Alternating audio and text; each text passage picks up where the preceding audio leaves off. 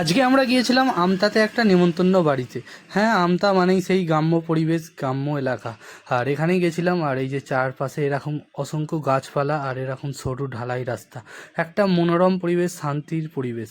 আর এখানে তো কোনো অক্সিজেনের অভাবই নেই। আর এখানে ছিল একটা বড় দিঘি, যেটা দেখতে খুবই অসাধারণ লাগছিল।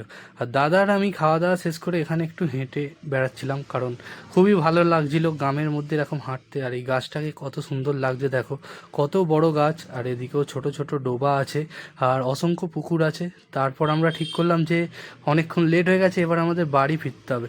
তো আমরা একটু ভেতরের দিকে ঘুরতে এলাম। তো এখানেও দিঘিটা খুব সুন্দর লাগছিল। আর এই যে বাইকটা দাঁড় করিয়ে রেখেছি এখানে।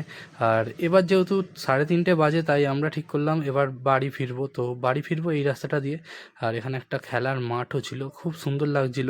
আর চারপাশটা অসংখ্য নারকেল গাছ আর কলা গাছে ভর্তি। আর নেমন্তন্ন বাড়িটা ছিল এইখানে, এই ভেতর বাড়িতেই।